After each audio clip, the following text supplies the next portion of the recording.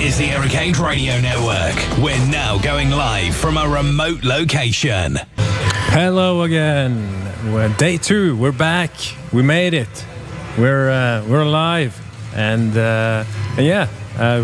we have a lot of great content coming up today. We have an interview soon with Weyland, and you looking forward to that, Baron? Sure do. It's going to be interesting to hear what he has to say, and I guess you have planned a couple of interesting questions for him as well. Yeah, I'm trying at least. Weyland is one of the main organizers here, so it will be interesting to get his perspective of what's going on. We're on set, live here on location, and there are some people who have arrived. Do you have anything you're looking forward to today, DJ Daemon? Yeah, very much the interviews, but also the tracked music competition. That's going to be my forte, because we are using that. All the contestants will be on next flashback, tracks from the past. Yes, looking forward to that, both the old and new school. So we'll have Weyland on pretty soon. So I look forward to that. Hopefully we can get some more people. I don't know, Malvin is here somewhere, so maybe we can find him, and we'll see what we can do. Have you seen him? I haven't heard he was here. Okay, cool. Yeah. I still have a lot of facts about old games and tracker music that we still haven't covered, so stay tuned for that as well. Very good.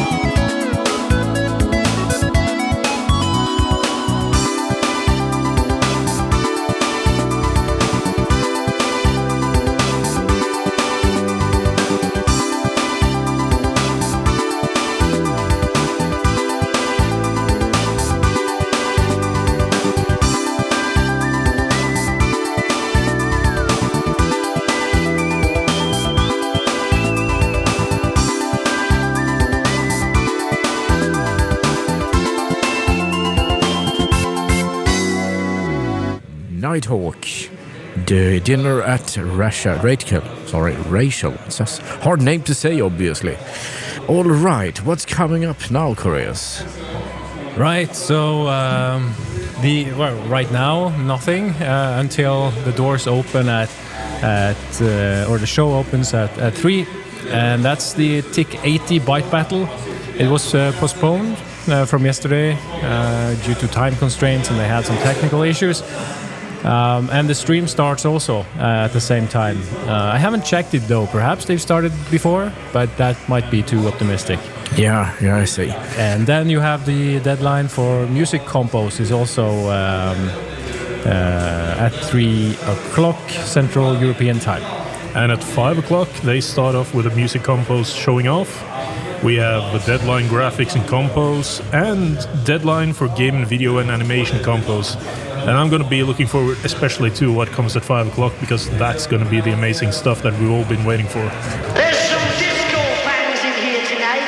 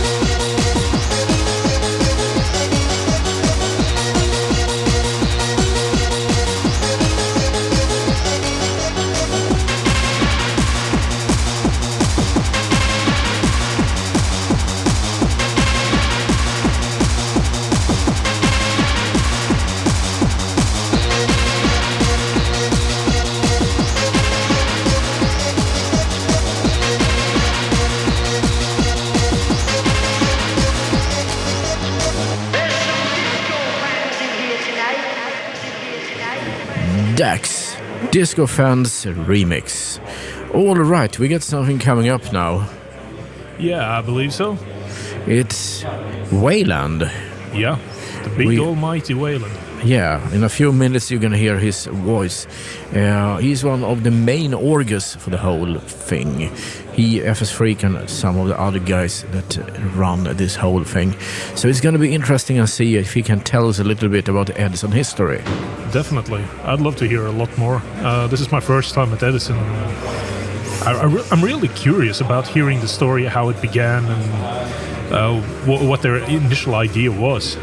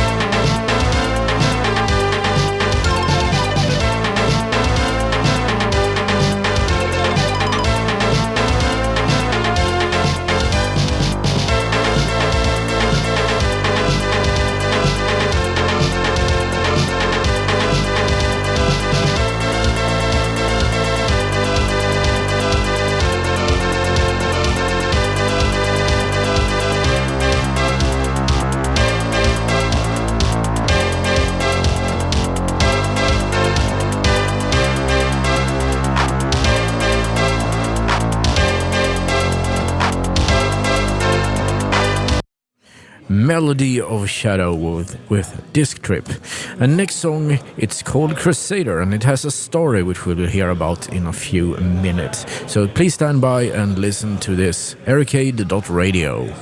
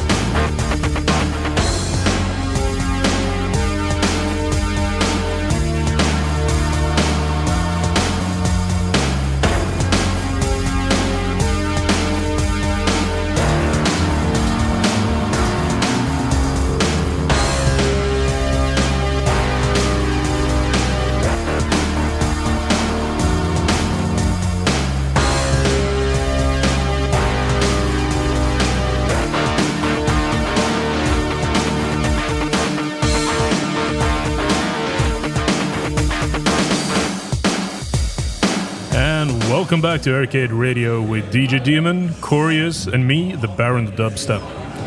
You just heard 9th Crusade from the Crusader games. This is by far my favorite set of games from the MS-DOS area. It's a game that some people love it, some people hate it. Mostly due to the fact that, some of the controls were at times clunky, but the music, oh my god, the music. You just heard one of the keynote songs that defined the game, and should I say the game series. The games are called Crusader No Remorse, which was the first game, and Crusader No Regret, which was the sequel. We could say that No Remorse, it was just like a time sink for me when I was younger, in my teens. I spent a lot of time. I tried my best not to, waste time that I could use on anything else, but that game was captivating. I listened to the music, and there were times actually I just booted up the game because you could switch songs in between and just sit there at the menu and say that I want to hear that song, I want to hear that song. And the quality from a 1995 game, I would say it's way up there. Very decent. And What was the plot of the game? What were you doing? The thing is, when you start, you take on the role as a renegade special forces soldier for the government, who rebels against his own government and walks around in research labs, blowing up barrels, killing people, pretty much working for the resistance. Okay. And the story is not that captivating. I have to admit, it's a rather poor story, but it has some beautiful video cutscenes with real actors, and they actually used quite good actors for it as well. Okay. Yeah, but I wouldn't say but. Actually, it's something that you have to look up and give it a try. But there is another thing about the games, and it's a song coming up. It's called Phil. Simply put, Phil. Crusader Phil, says the playlist. Yeah. It seems kind of silly. My name is Crusader Phil. No, it's just Phil. Okay. The interesting thing about this song is that when you install the sequel, Crusader No Regret, when you were sitting in the installer, it actually played that song during the entire install phase, and that was one of the very few commercial games that actually had that behavior. Yeah. Ocean Loader, we talked about those yesterday, but most we are silent and you were looking at a flash screen of some kind. Yeah. But this is, you see the progress of the installer just keep moving, and that song is playing. And it turns out it's perhaps the best mod in the game, and it's also used in the game. So, okay. Yeah. Here it comes.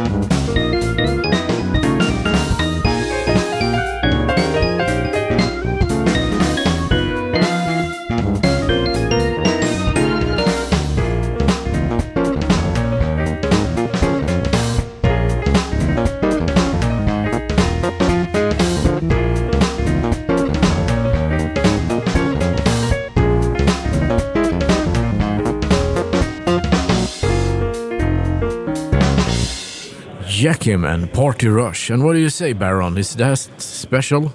Quite special. I mean, jazz, it's one of the hardest genres to make music from.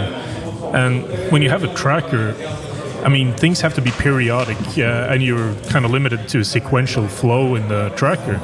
And then having to adjust for jazz and the spontaneousness you need, and the creative delays, and at times even intentionally missing a few cues. That is difficult. And hats off to that gentleman who made that one, because that is a piece of art.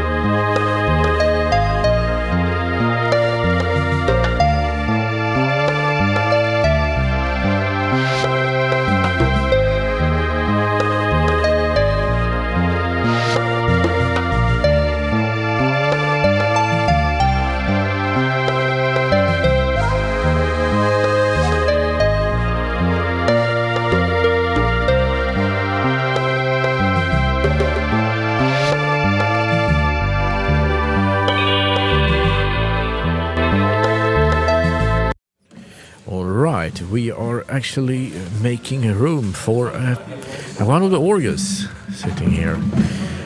So have to just give everybody a chance to sit down and don their heads, phones and stuff. We're back. We're here now, finally. Let's see. We have someone named Quarf in here. There's an issue with your entry, so please come to the compo. All right. Quarf. Okay, Weyland. Yeah.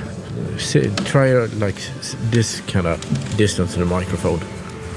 Okay, welcome aboard, Donna. Yes. Yeah. Yes. Hey, welcome. Well, finally, you're a very busy man. One of the main organizers here at Edison. Welcome. Thank you. It's a pleasure to be here under this enormous stress.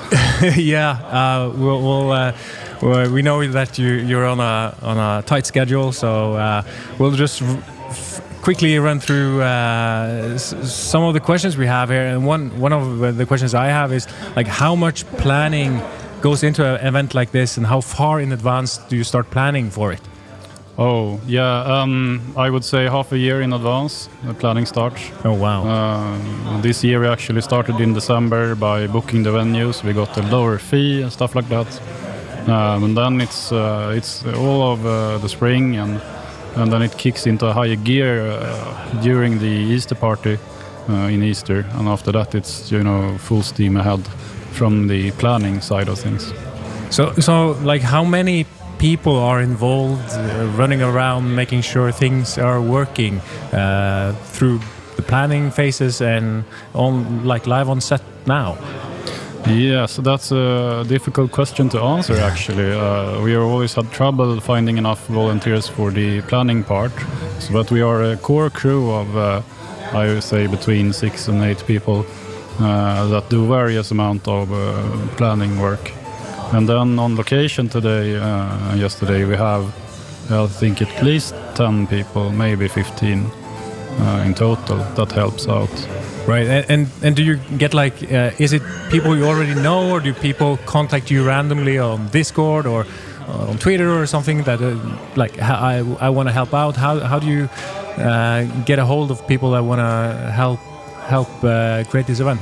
I think nobody has ever volunteered voluntarily, so it's mainly people I know that I nag and whine and complain and repeatedly until they get tired of me asking them and say okay. All right. So how long have you been doing this and being involved in the demo scene and the events in the demo scene? I started going to demo parties in the late 90s with the Remedy scene zone in Solna in Stockholm. Was the first party in 98, I think, or even 97. Right. And Edison, I was at the first Edison when it was run by Radiant and Frost and those people, the old crew. And then the organizer hats sort of slowly shifted around to the current constellation over a couple of years. Right. Yeah. We'll fire off some more questions, but we need to play some music first. And DJ Daemon, what's next? Yeah, what's next? Indeed, it's Purple Motion of... No, it is not. It's /ATD for my Nataly. Nice.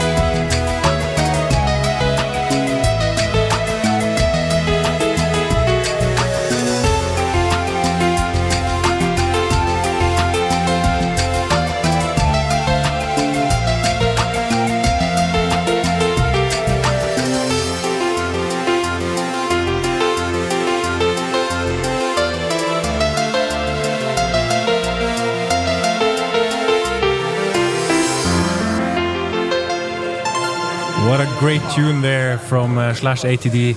And yeah, we're live here on Edison from Eggebygård, close to Stockholm in Sweden. And we have with us Weyland, one of the main organizers here at Edison. And before the song, we were talking about how long you've been involved in demo scene and events. And speaking of events, one of the events that was planned for yesterday, the TIC or TIC 80 Byte Battle, was postponed. What was the deal with that?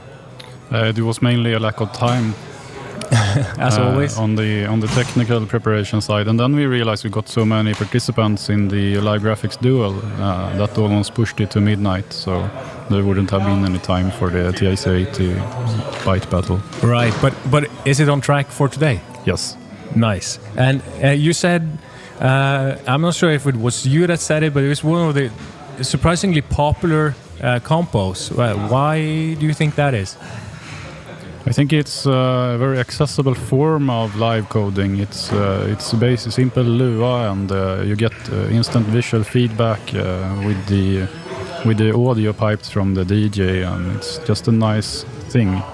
So take us through what is a TIC 80 Byte Battle. What do people see on the stream, and what do people like attending here? What will we see?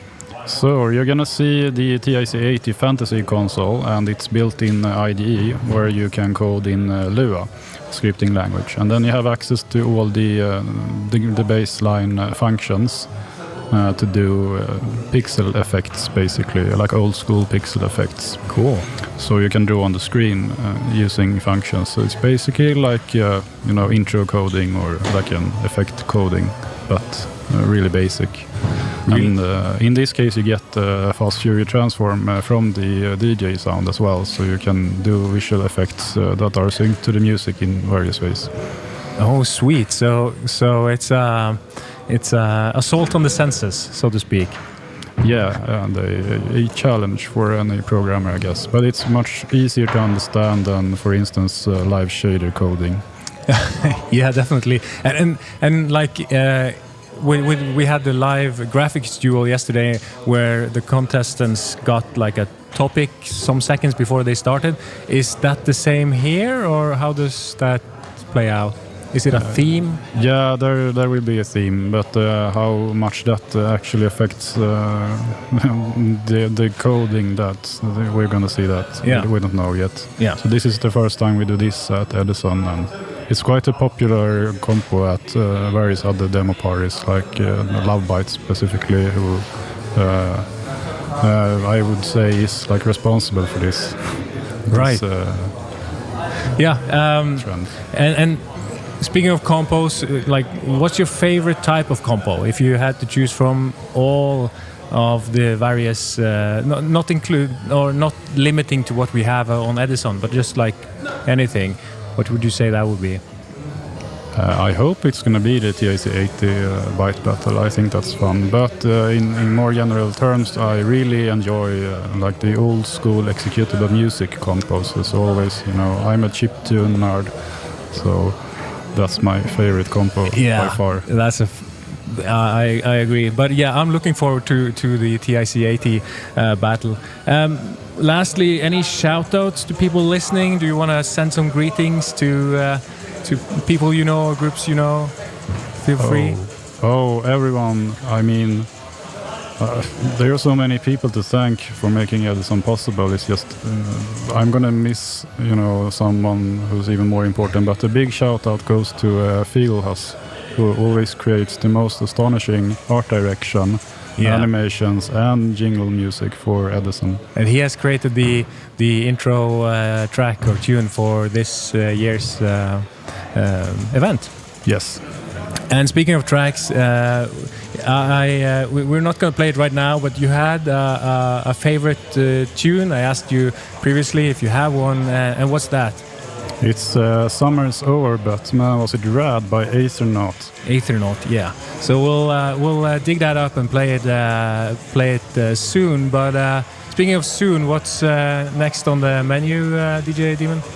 Yeah, next song is Morgan and Angel's Deep Shadow. Okay, well, thank you so much, Weyland, for taking your precious time talking to us, and best of luck with the event. Thank you. Thank you. 300 years ago, a great war ravaged our Earth.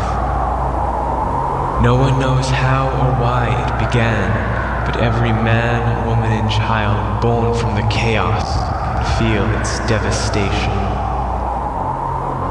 Only a small handful of our ancestors survived to start rebuilding the isolated outposts we now maintain in this post-apocalyptic wasteland. The year is now 2306. A small glimmer of hope is all we have to pray to in this accursed darkness. He is a single man, an actual survivor of the war, an immortal. He wanders the blasted lands, ridding our planet of the horrific evils unleashed so long ago during the Great War. He is the Traveler.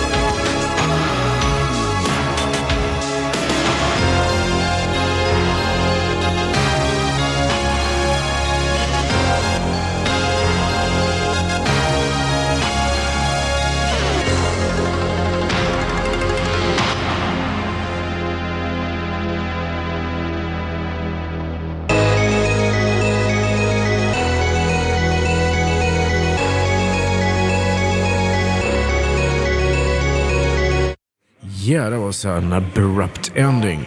The song, it was called ArchAngel and... no, it was Skaven 252, Ice Frontier. Sorry, it's hard to read from the screen sometimes. All I'm gonna say is I was out to get some alcohol-free beer from the food truck, and they couldn't really accept payment because they had dropped their terminal, this thing you put your card in, into the water, and they blamed each other. So I guess I had to use money. I haven't used Swedish money for years. It's like just something you don't use anymore. So that was a first for this year.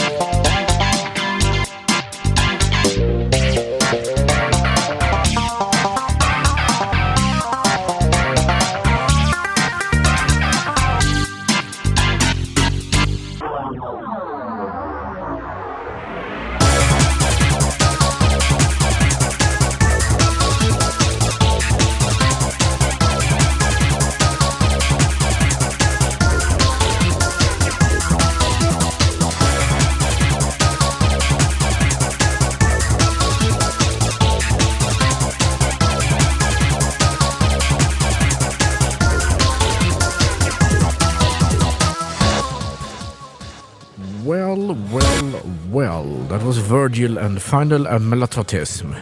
I'm gonna tell you something. We have a story about the next song. It's something that we heard that Weyland wanted. Yeah, we asked him at the end there of the interview, do you have a favorite song or track tune that you want to hear? And the gods have been favoring us. We have sourced the tune. What was it? Ethernauts with Summer's Over, but man, was it rad. Indeed.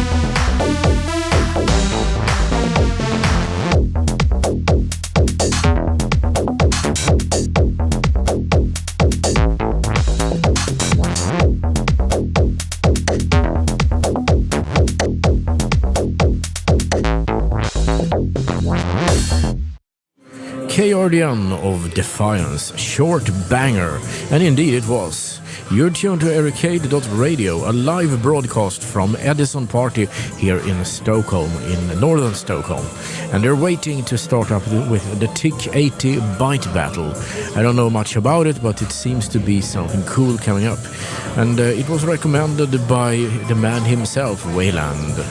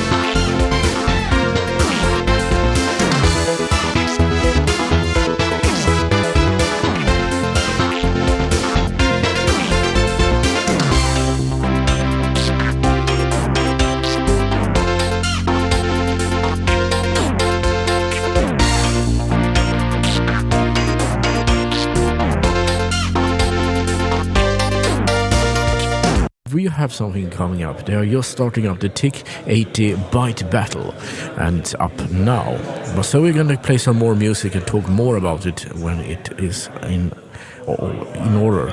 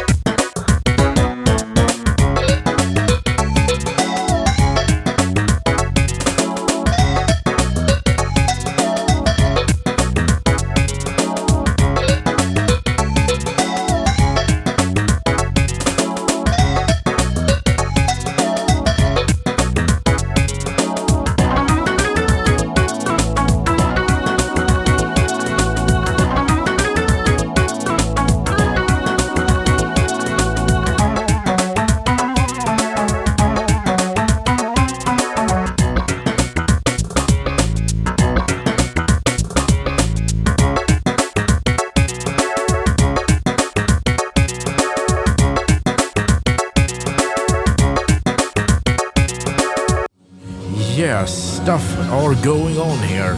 We have something called the Tick 80 Live Duel, the Bite Battle. What's happening, Coreus? Yeah, so there are two contestants, actually three, but one of them consists of the two siblings. That's FS Freak, and he called himself Random Snubbe, which means like random guy. I didn't catch his name. Anyway, so they're duking it out. Two code editors up on screen. It's 25 minutes, and as Weyland said earlier, they compete in a. Was it a theme? Were they given a theme? And yeah, so you create the coolest demo in 25 minutes. Right now it's the Jokers, which is FS Freak and his brother, and Jogeir on the right hand side. He's one of the organs, I believe. Yes. So like the editor or the IDE is really pixely. Yeah. Looks like it's like 200 by 160 in resolution. Looks horrible to code in though. Still exciting. Yes, it's very very nice and very impressive to see the things they're pulling off here. And I have to say, the music that is playing in the background here, one of my favorites from DuckTales, Moon Level. And it's a little bit modernized version, but it's oh my god, I just love it. The moon, and these demos are definitely going to the moon because the amount of functions and wizardry going on here is mind-boggling. It's definitely loaded with trigonometry.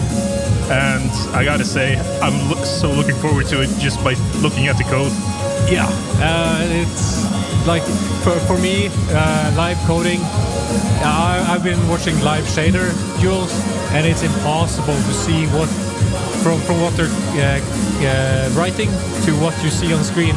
There's no correlation, at least not for me. So, but still, it's very impressive. And here. Yeah, as you say, trigonometry, cosine and sine and tangents. I'm actually a little bit tempted to see if they show up with a couple of arctangents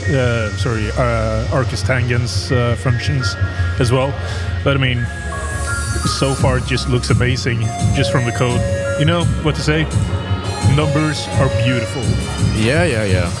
Math is music. Math is everything.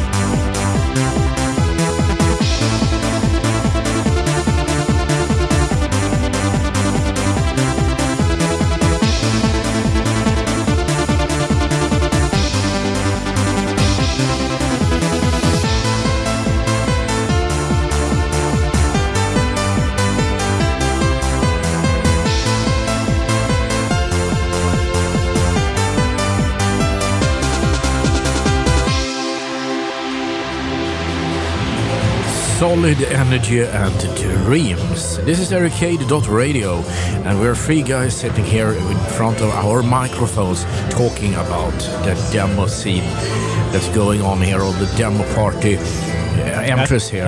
At Edison 2023. Yeah, that's correct. And right now, time is going down. It's counting down for the demo competition. They're doing it with something called the TIC-80 Live Duel Bite Battle. It's very primitive, very primitive. Quite powerful, actually. You think so? Yeah. I see they're actually messing around with the video memory on one of them, writing directly to the video output buffer. Okay. And I'd say that whatever I'm seeing when I'm running it, I'm impressed. It looks very good. And with, I would say, an extremely little code base compared to what they're getting. Almost like assembly language, but... Actually, I pulled up the description for what the TIC-80 is. And it's a free and open source fantasy, as Weyland said, fantasy video game console for making, playing and sharing games on a limited platform that mimics the 8-bit systems of the 80s and 90s. Wow. Yeah. But you can't run it on real C64s and Amstrads and stuff. Yeah, probably not. But yeah, if it compiles back down to assembly, then I don't see why not. But again, there's probably implementations here that is chip specific. The thing is, language-wise, this looks more like C or some sort of C dialect than anything else. And as far as memory serves me, back in the days on the Commodore 64 and Amiga platform, you only had BASIC to play around with, except of with the exception of course, assembly. So as long as you stick to BASIC on that one, I suppose you could probably port it over or have it run side by side on the actual hardware. But the C64 BASIC was slow, so it would never render properly. That is true. I guess that also explains why they wrote directly to the output buffer instead of doing it the other way around. Yeah. So what's going on the screen now, Baron? I see there. Well, just let me take a closer look. Something that seems to be pulsating. It looks like very old Cracktro. It sure does. I think somebody has discovered a good way of creating some sort of sun. Yeah, or should I say some sort of pulsation that rhymes with the music to some extent. It actually looks quite good. A pulsating circle with contents that expand or retract in size. And the other guys have some... Rainbow scroller text bouncing up and down. It actually looks quite good. I would say, I think the left one, the Joker, that's... FS Freak and his brother. Yeah, exactly. That's kind of the favorite in my book, so to speak. I'd say Jogeir had something earlier that was messing around with a square that was rotating. Pretty much it was rotating both in Y and Z directions. Okay. And it looks good, but now he's up to the text for some reason. And I do have a sensation that he's going to morph between scenes here. So it's going to be exciting. Yeah, I mean, looking at the left side, which are the Jokers, they're going for a sun thing that pulsates on a sine wave, and Jogeir is going with like a text, "Welcome to Edison party," and some crosses or X's rotating in different colors. It seems like there was like a E floating around, so that's interesting. But yeah, I've looked up the wiki page for the TIC, and it has some interesting, like the limitations are pretty interesting. The resolution is 240 by 136 pixels with a 16 color palette. And for sprites, there are 256 foreground sprites and 256 background tiles by 8 by 8. And the sounds, I mean, you can configure sound as well. That's 4 channels, and code is up to 512 kilobyte. 8 banks of each of 64 kilobyte of Lua, Ruby, Moon, Fennel, etc. And the memory has a whopping 272 kilobyte of RAM. That's pretty hefty. It is. I mean, you're no longer talking about the 4K scene. No. But still, hats off to those guys. They really deserve all kinds of praise for what they're making.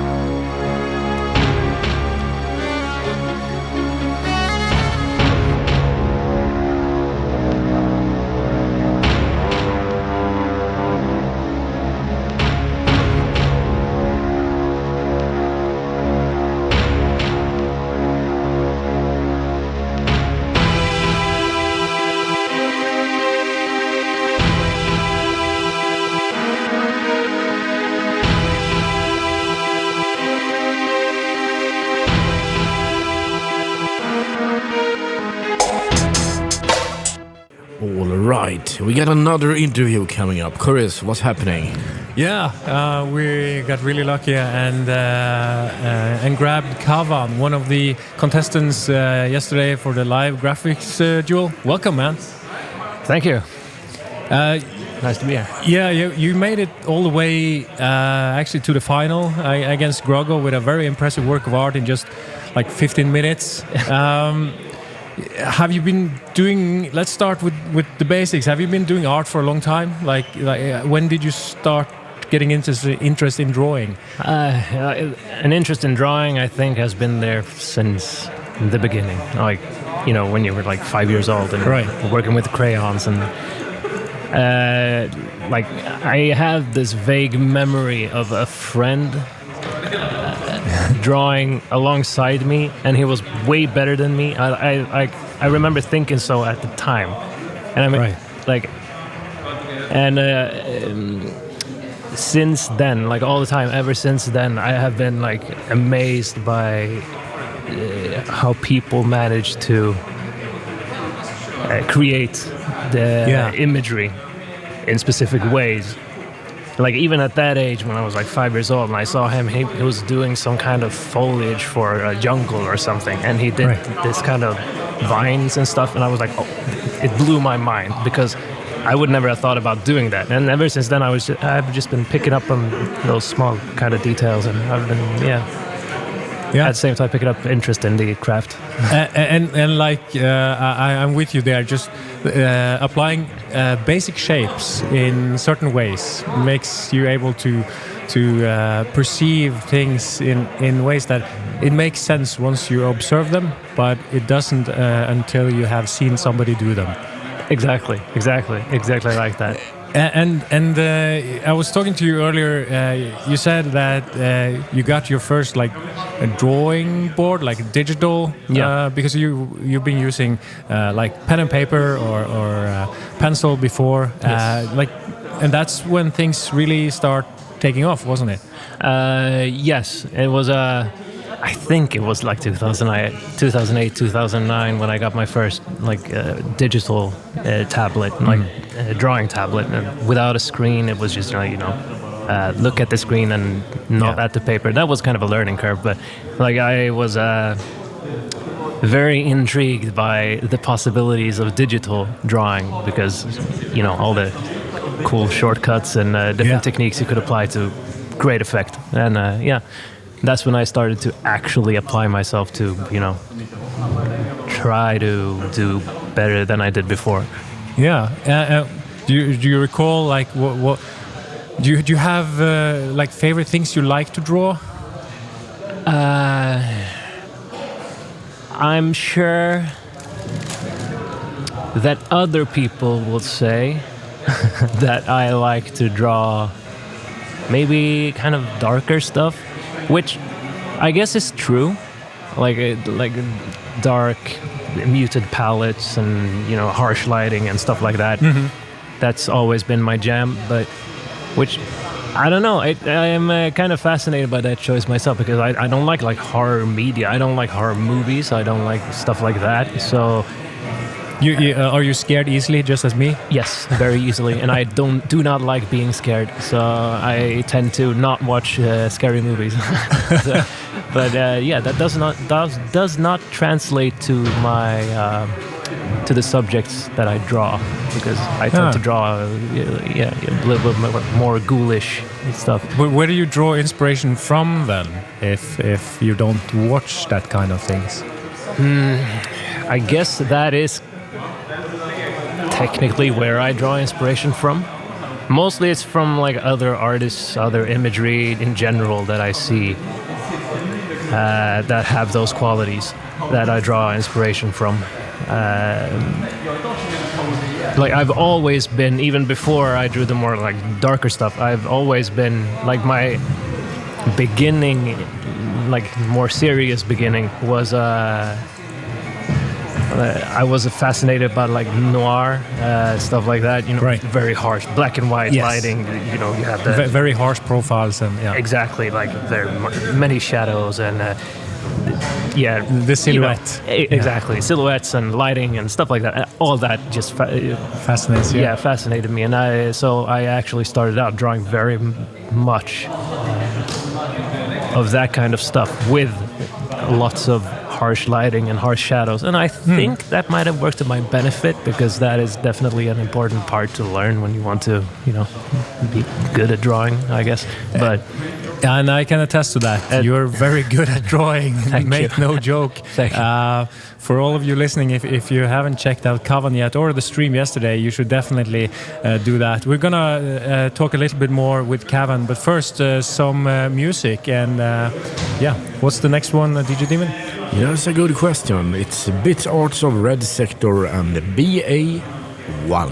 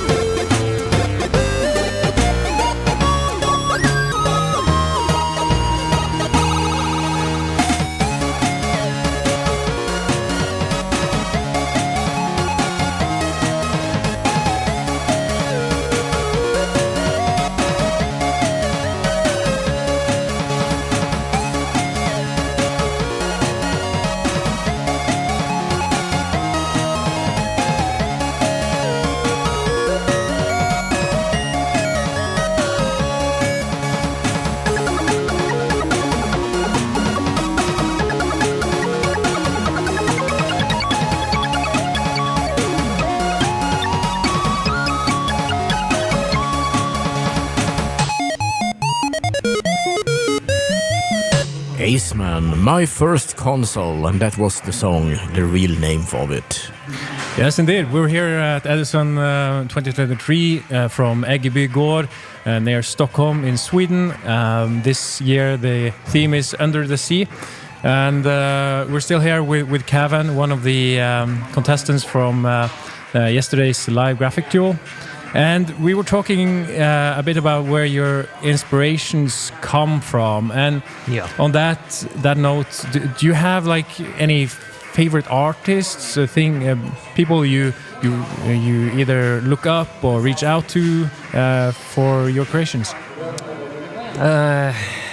I'm gonna be honest, like the most of the inspiration I draw like directly from other artists would be like watching people draw on YouTube, because now that I think about it, I think it has something to do, like it's probably mostly the same reason why I was so fascinated by seeing my friend draw when I was so young. Yeah. Like watching people just draw live, that helps so much. Yeah. See what they accomplish. And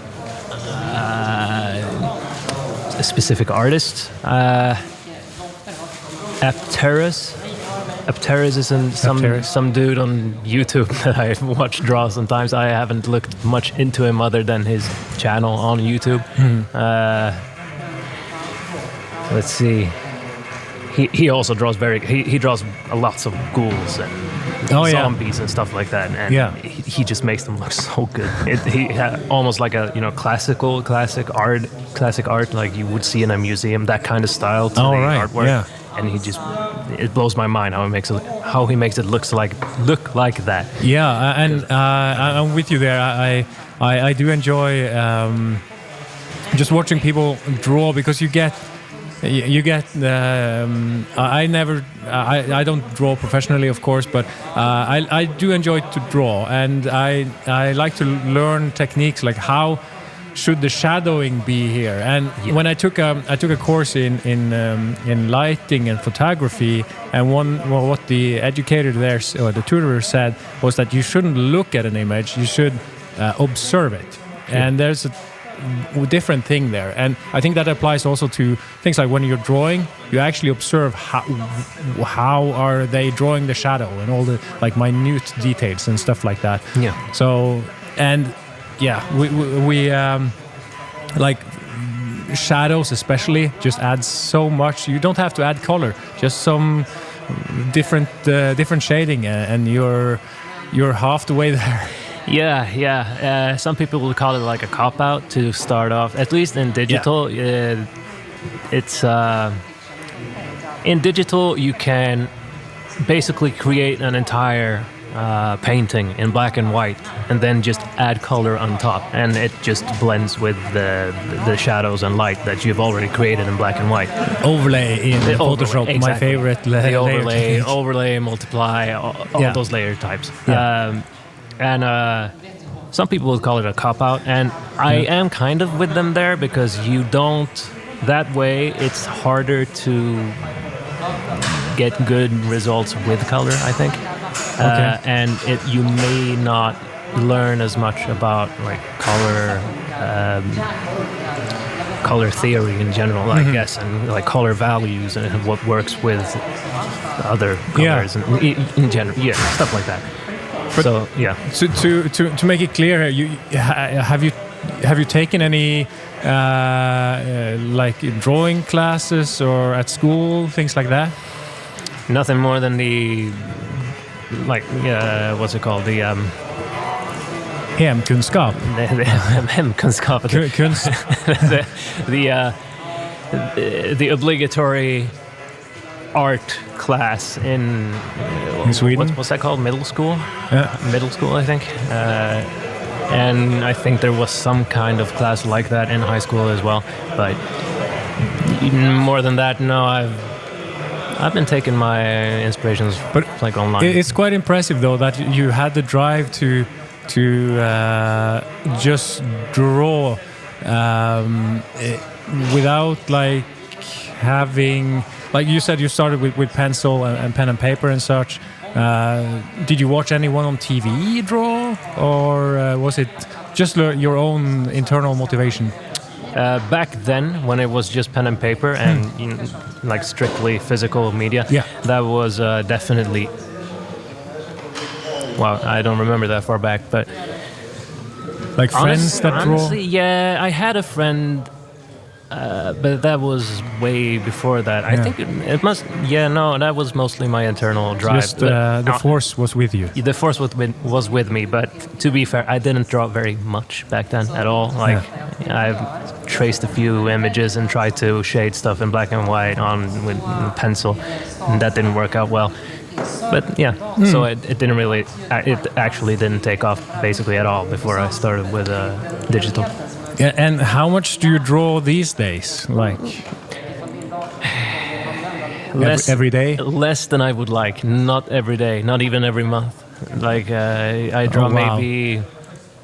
If I get lucky, like this year alone, I think I've drawn maybe 2 or 3 pictures, including the ones I've. Yeah, the ones I'd. Okay, 2 here, The one I submitted to the Birdie competition, graphics competition, and I think maybe a couple of sketches in between that didn't work out, and I was like, okay, fuck it, I'll just do this another time. So less now, more before. I feel like if I don't draw every week in some way or form, I usually draw on whiteboards at work. Just because I need to get the motoric in to not forget it.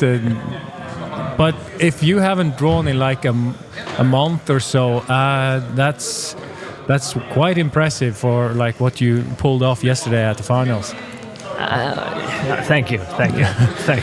We'll talk about the finals after one more song here, and the next one is I believe it's /ATD with Farby, a great tune. And you be right.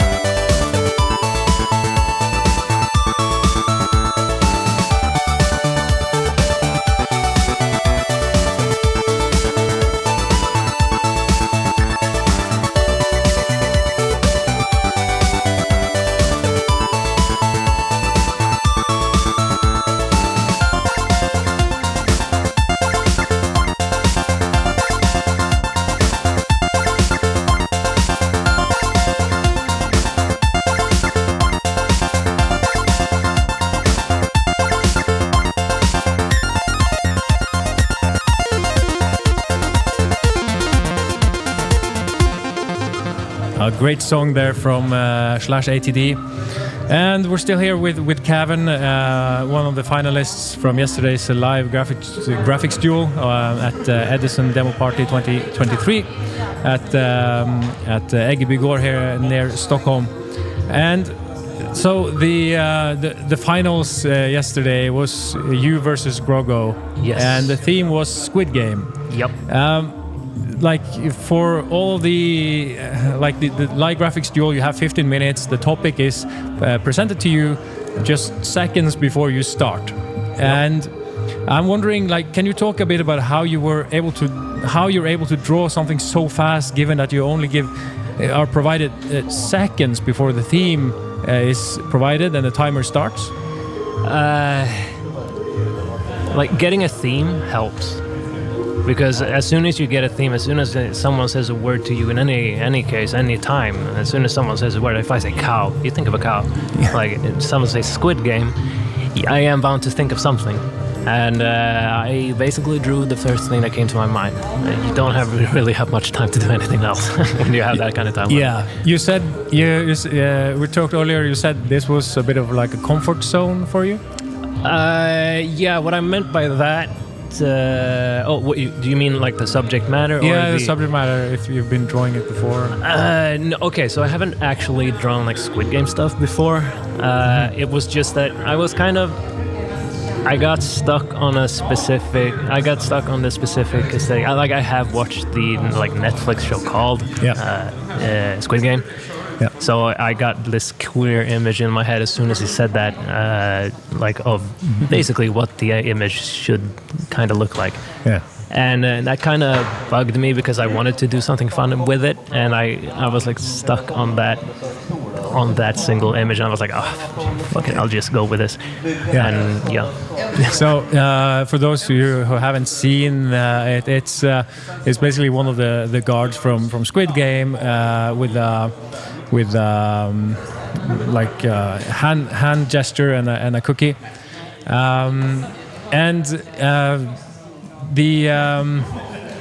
so like you were there were several themes during the competition. Like you went through the semifinals and of course the initial rounds. And Baron has had a question here. Were you inspired by Subnautica in when that was the theme? Or yeah. Oh, the first one, the game Subnautica. Yeah. No, I haven't actually played it. Like that was kind of taken out. Oh, really? Okay, because No, I just that was actually like kind of an image that kind of cheaty, I guess, because that was an image I had been thinking about like ever since. Because that was the shark in a cave, was it, or was that the some kind of I don't know what the fish is called. The one that has this anglerfish. Yeah. Is that what it's called? Yeah, okay, yeah, with like a lantern on the head. Exactly. To me, it looked initially. I didn't watch the entire thing, but it looked like a shark from the front. Yeah, and some robot arms. I didn't add the lantern until like the last couple of minutes, I think. Yeah. But no, that was basically just I think it's cool, the scary part about the ocean, like when stuff suddenly appears before you because you can't see. And it riffs off the like you like darker themes as well, I guess. Exactly. Yeah, that's true. And from what I've understood is that you're pretty new in the scene. Like, how did you get into all this demo party thing in the first place?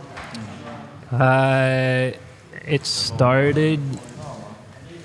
It must have been around 10 years ago now, maybe 9. I'm not sure, but there is like a how do you say lawn party? Yeah, I mean gaming. LAN party. LAN party. Like a gaming convention party thing in Uppsala, where everybody shares floppy disks and exactly stuff like that.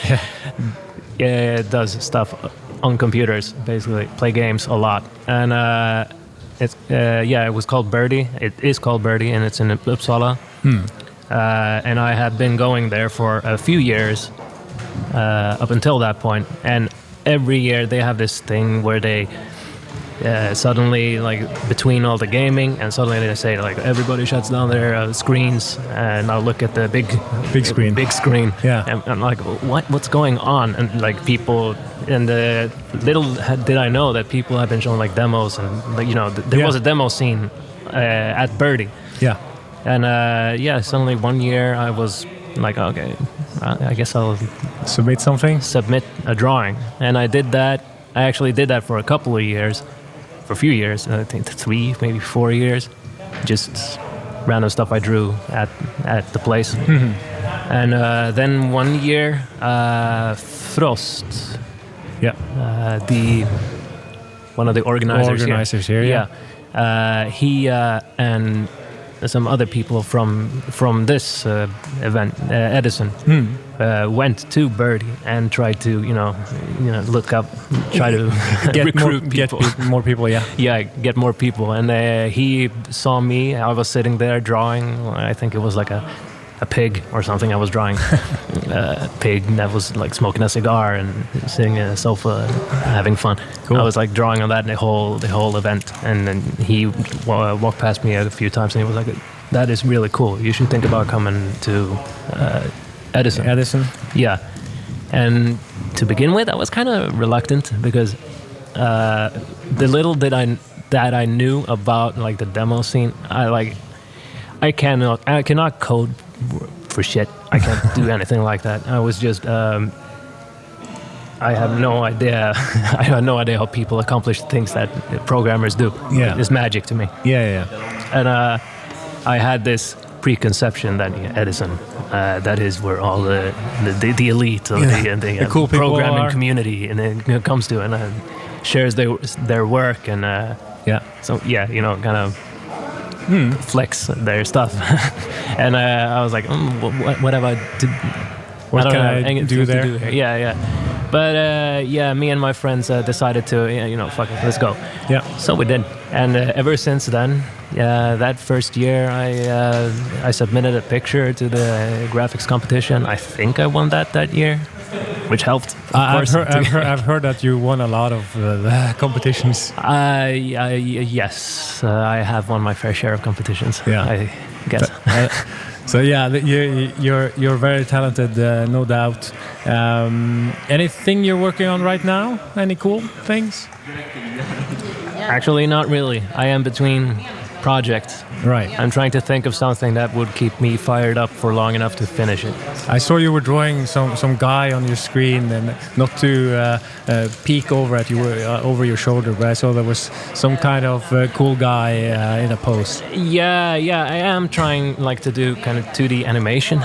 Oh, right. And like a little movement, stuff that. See if I can get it to work. It helps a lot. If nothing else, even if it turns out like crap, it helps a lot with posing and stuff like that. You're just learning how the body works. Yeah, stuff like that. So I can always use what I learn in some way. But I think it's fun. Yeah. Do you have a website where people can check out your work?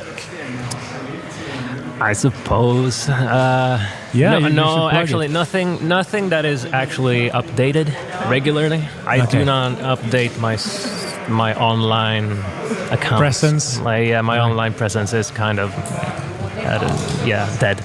Not dead, but it's frozen, I guess. Okay. But then I have like a DeviantArt account. Kavvan is the name there. With 2 V's. 2 V's, yes. Very important. Yeah. And the same with like Instagram. I have like an Instagram account. It's Kavvan.art because I don't know. I think Kavvan was taken or something. I'm not sure. But so I have some stuff there from back in the day, the olden days. Nothing updated though. I don't think I've updated anything on either of those sites in at least a year more. From what I've seen, you should appreciate yourself more because you're doing fantastic work. And at the end here, any shout-outs or greetings you want to send to the people listening? First of all, I would like to thank everyone that has been listening and stayed interested in what I had to say. Yeah. Thank you. And shout-outs. I honestly don't know that many people from this scene. No, I mean, I have my group that I came here with. Yeah. FS Freak. Yeah. And his brother. Yeah. Random guy, as he said himself. The random guy. Don't worry about it. Yeah. Don't worry about it. That's a t-shirt slogan right there. Exactly. And other than that, everyone else that I know at this party, I'm giving a shout out to you. You know who you are. Very nice words there. And I mean, you for you listening out there, you could check out Kavvan. You can either Google Kavvan, Kavvan, or check out Demosu. They list and archive the contributions from the demo parties there. Do you have a song you wanna hear on the end here? I don't there's much to chip in myself, but boss fight, Commando Steve, Commando have a song. Steve. Yeah. Let's go with that one. Yeah. That's Okay. good. That's Thank you beautiful. very much for your time, Kavvan, and keep up the good work. Thank you. I will.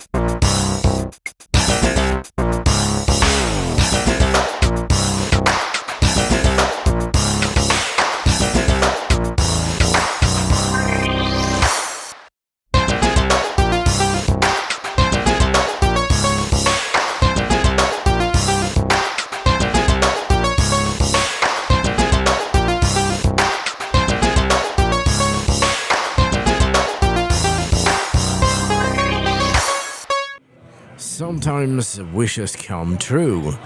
Kavvan wanted a specific song. Yes, his wish now comes true. It's Boss Hunter, was it?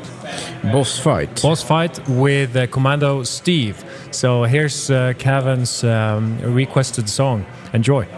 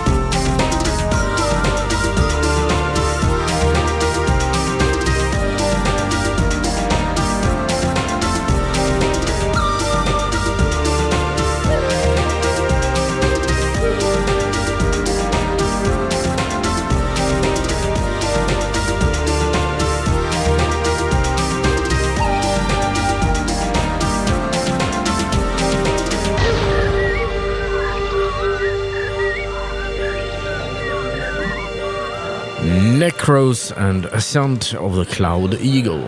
And if you want to listen to us, we have a number of addresses. ericade.radio. We're on YouTube if you just search for Ericade Radio. Also, Edison here has a link if you want to see it. It's edisonparty.com, I believe. And of course, we are on Discord, so we are highly connected. Yeah. Check, as you said, ericade.radio. There are links there, and edisonparty.com at the bottom. There's Discord, there are YouTube and Twitch streams and all that kind of stuff. But yeah, we're live here from Edison 2023. Under the Sea is the theme this year, and we're closing in on the next block, which is let me fire it up here and see what it is. The next block would be music compos at 5 o'clock Central European time, and then there's the deadline for graphics compos and deadline for game and video and animation. So, and we actually have Baron is working on one submission for the video greeting, so he's working his butt off right now, doing some work on his computer and some. Really seems like it's really tense over there. He brought his drone for some aerial footage, so we hopefully can get some cool results out of that. But time will tell, and we will not disturb him. So we'll just play the next song. What do you think about that? Sounds like an idea.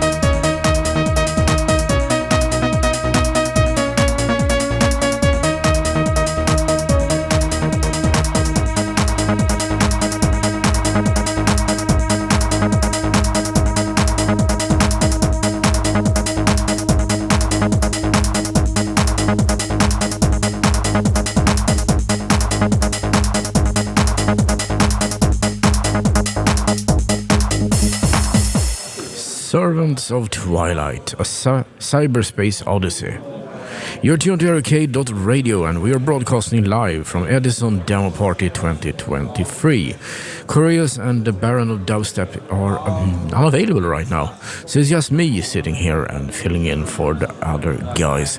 No problems, DJ Daemon here, and let's go on with some more music. Rapture, Aurora Borealis.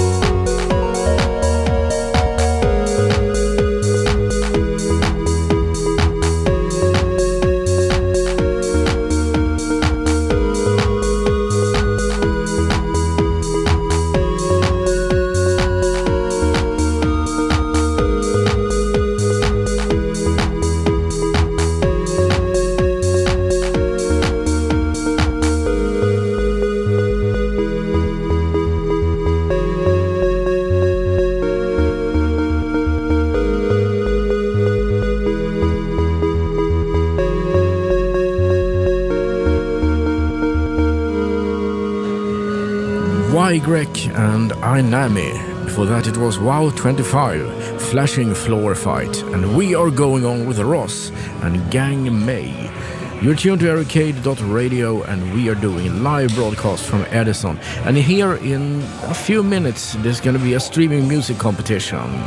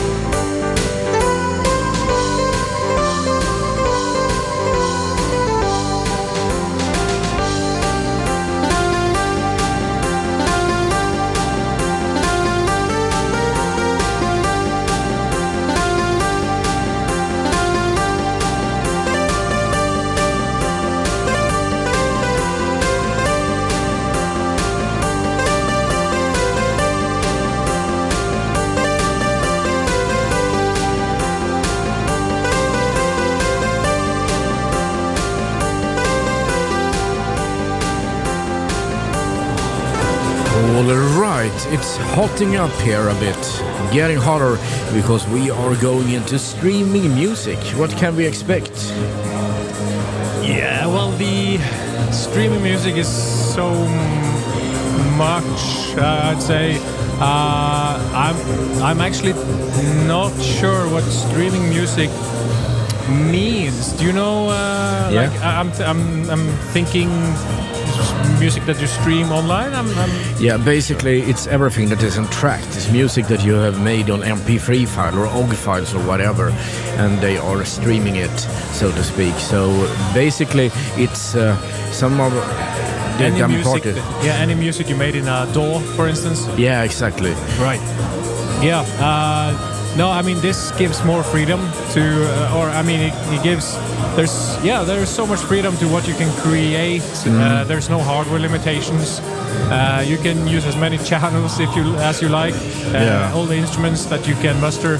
So it will be interesting to see. It's coming up now soon. It says coming up, streaming music on the big screen, and people are sitting down and waiting for something good. Yeah, coming into the event to see what people are making. So we'll update you as soon as they've started. Absolutely.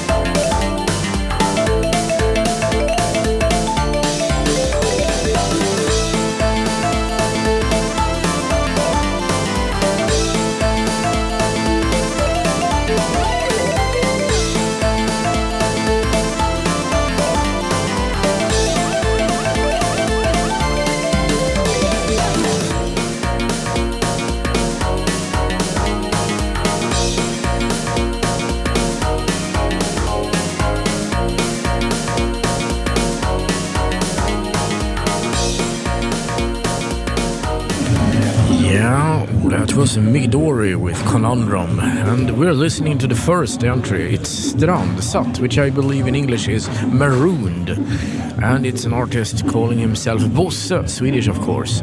That's the first entry, and I would say it's a bit on the boring side. It hasn't done anything else than this repetitive plip-plop-de-plip sound, but we'll see if it gets better. You get to listen to Crush and Summer Love.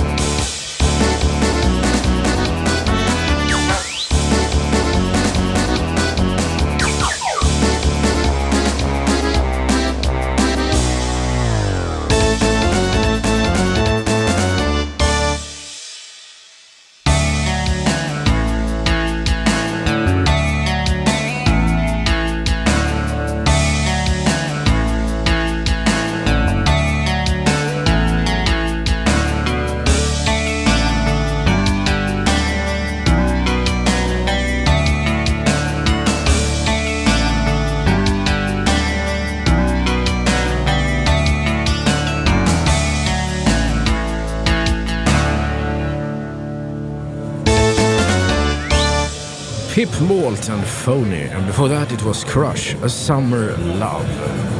Ah, yes, the streaming combo is in full swing right now.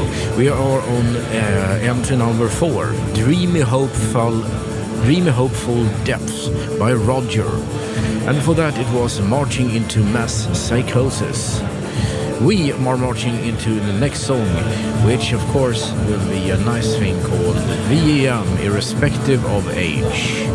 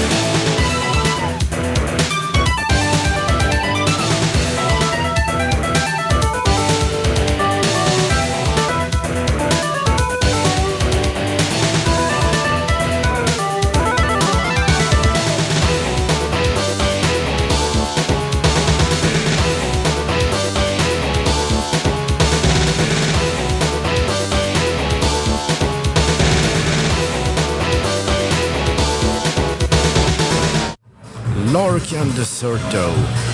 We are going on with some more music, but what's happening on the screen right now? Well, we're still in the streaming competition here, and this is entry number 6 called A Logic Bomb.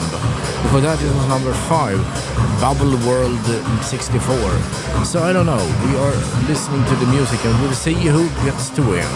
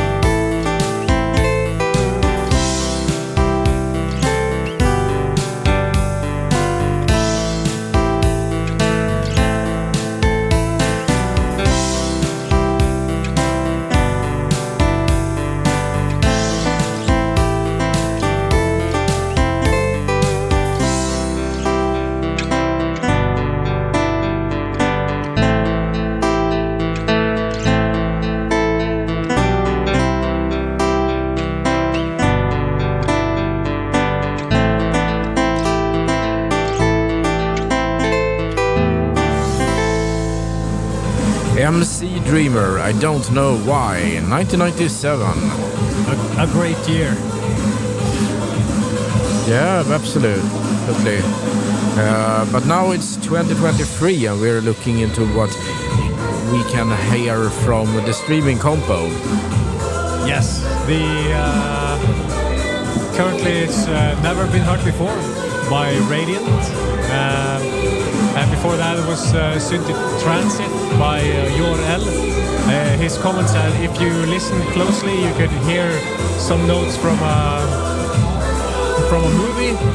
He wasn't aware of that until the song was nearly done.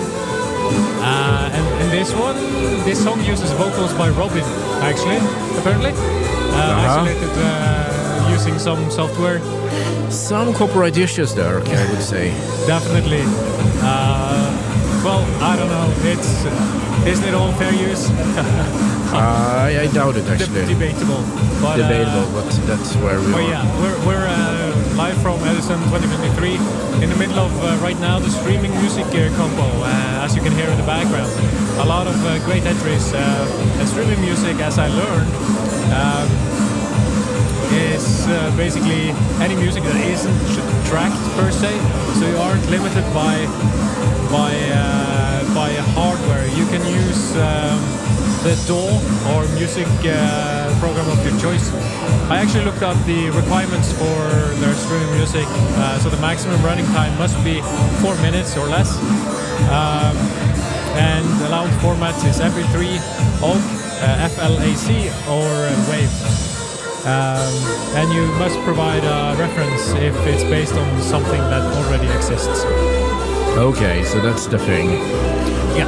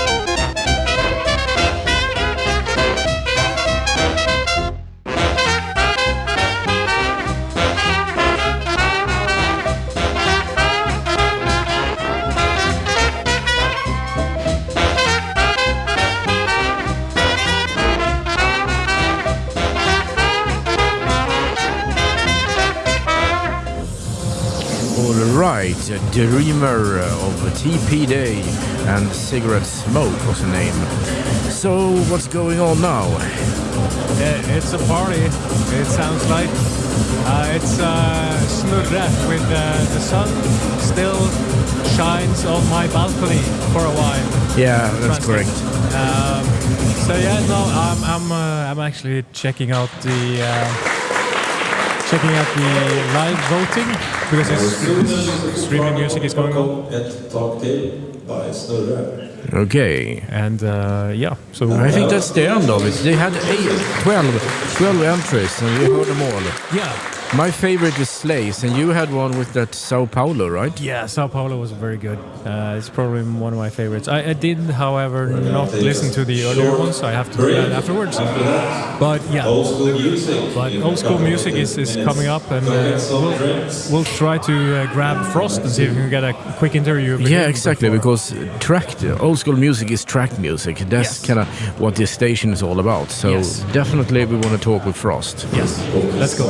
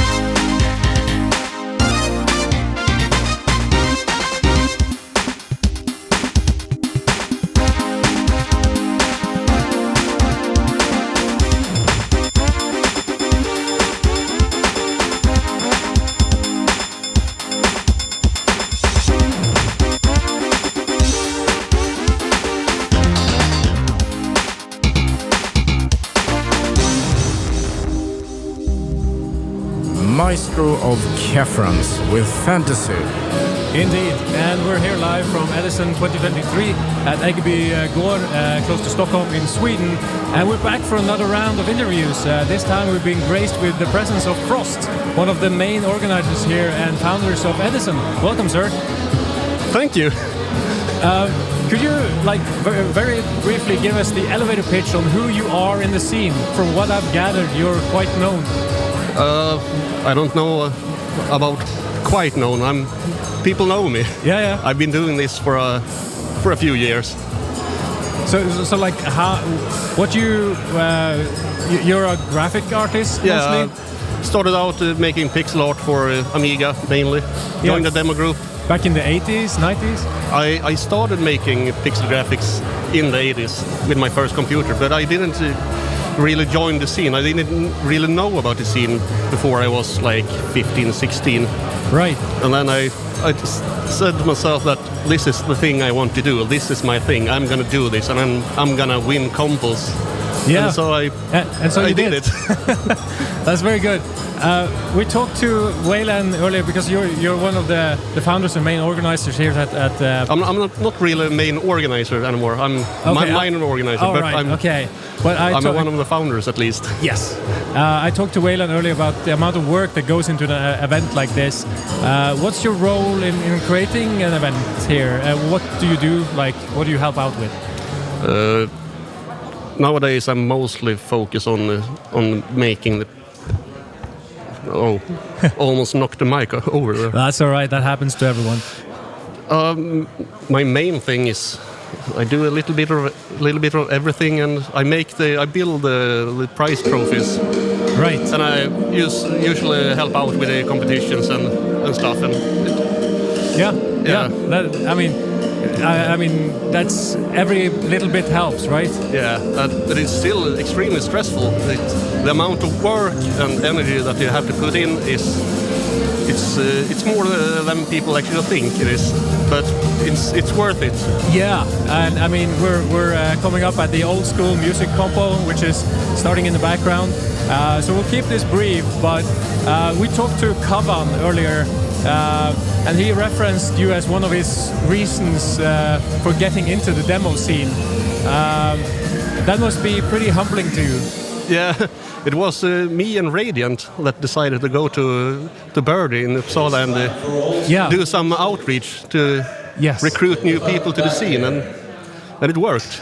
Yeah, and he said that after that he was like, okay, I'll see what Edison is, because well, apparently people join there, the elite joins there, and he has gone ahead and won a lot of competitions and compos since then. So that must be very cool for you. Yeah, it's one of the few things I feel really proud of, like sharing and introducing others to this thing, demo party concept. So do you when you draw, do you tell us a bit about how you work when you draw things? That is pure chaos. Pure chaos. I often don't know what I'm going to do. I just start doing something, or I can plan a picture, but in the end it always turns out to be something completely different. Yeah, because you attended also, you joined in on the live graphics duel yesterday. Yeah. So what goes through your mind when you get the topic of just seconds before the timer starts? How do you cope? How do you work, and how do you start on building something in that short amount of time? That's just 15 minutes. I don't actually know. It just happens. When you get the theme, then my mind just goes blank, and I usually think, oh, fuck, I have to make something up now. Yeah, okay. So you just run with it. Yeah. Bob Ross calls it happy accidents. Yeah. I guess that's a good one. We'll play some music and we'll come back for a couple more questions before we let you go. But yeah, stick around and we'll talk more to Frost.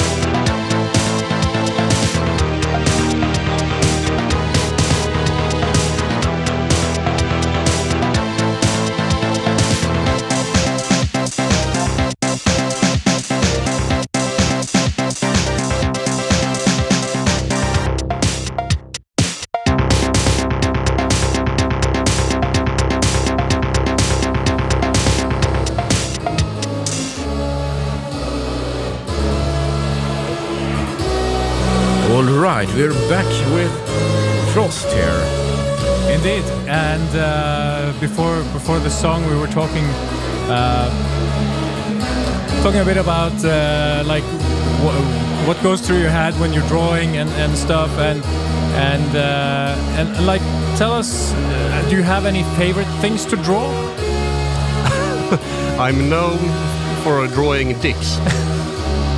Oh my! It's actually kind of a funny thing. It just became a thing, but just like in the movie Superbad, if you remember that, one of the kids was really good at drawing just that. Yeah, something like that actually. Okay. It started out as a joke, and it got a bit out of hand. I was because my next question is where do you draw inspiration from, but I might just stop there.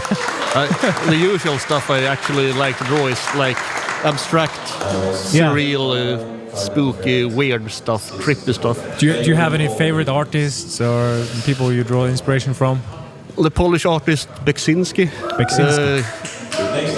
Giger, of course, and I don't know. I have so many favorite artists. I love art. It's my thing. Yeah, when we talked to Kavvan earlier, he said that he liked to watch YouTubes of people just drawing. Is that something you do? Not really. I like to see other artists' process to learn from it. Yep. But I don't really like just watching it. I'm doing it just for learning. But right. Yeah. And like you're as we talked about initially, you're one of the founders of Edison. And last time back in 2021, when DJ Daemon was talking to FS Freak, he asked the origin of the name Edison, and he didn't really know. So now it has come down to the wire. You do know the story behind the name. Could you please provide it or tell it to us? It's actually quite boring, but still fun. Yeah. We started out as an association. Yeah. But me, Clegg, Radiant, and Hexa Honey and Callisti, I think her name is. Right. We started an association just to gather people to arrange a demo party in Stockholm. Mm-hmm. And we call the association Evenemangsföreningen Demoscenen i Stockholm. Wow, that's a long word. EDIS. Oh, right. And when we arranged the first party, we had problems coming up with a cool name.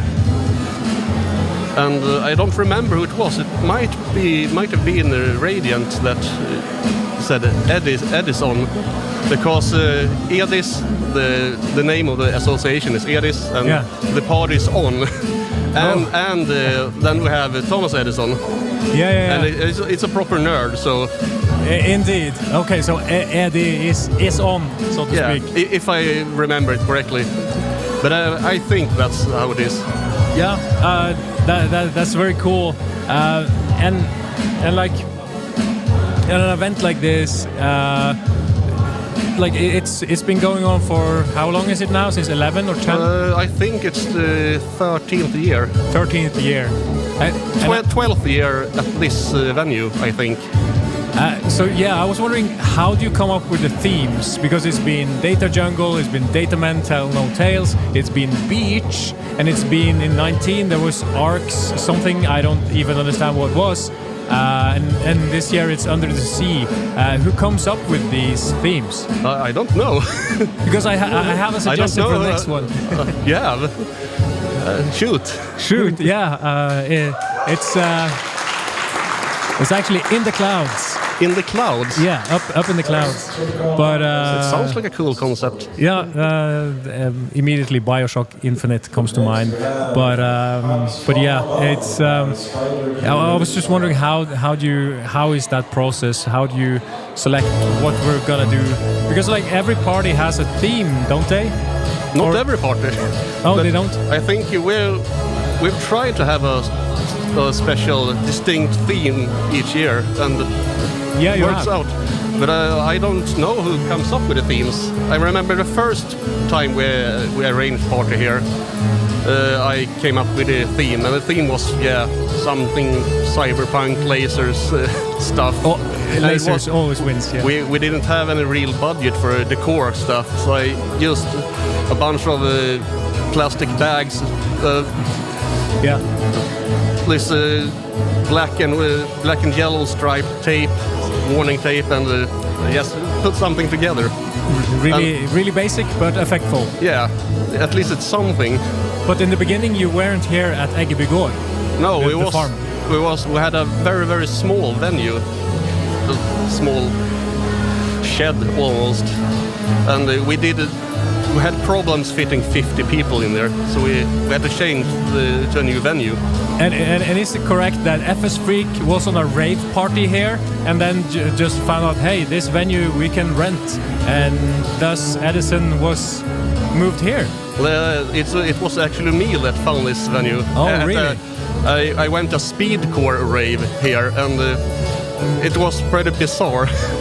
But my first thought when I came here, I thought this venue would be perfect to have a host a demo party in. Yeah. And it is a really fantastic venue. Yeah, it's very good. I mean, it has outdoor areas, and we have the curbside food truck for drinks and stuff. And I mean, you can.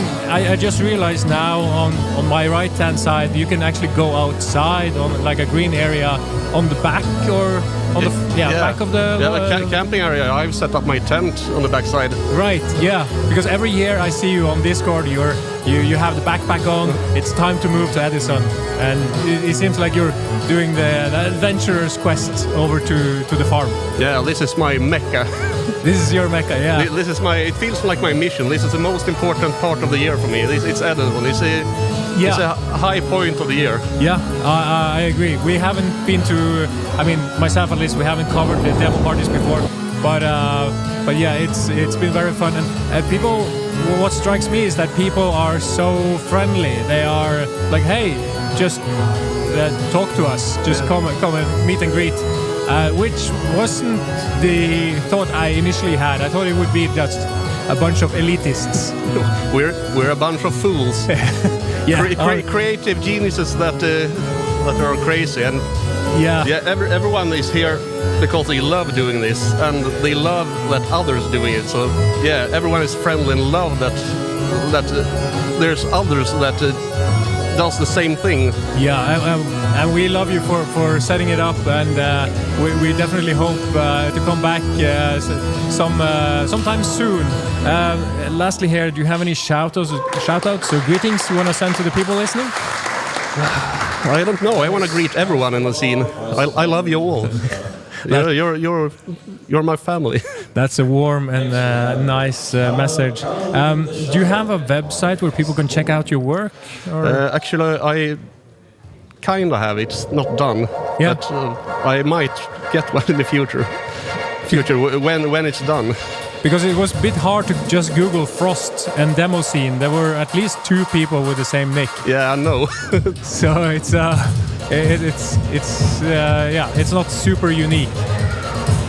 But yeah, thank you so much for letting us talk to you in your busy schedule. And lastly, you had a song request. We might play it later, but not right now. But what was it?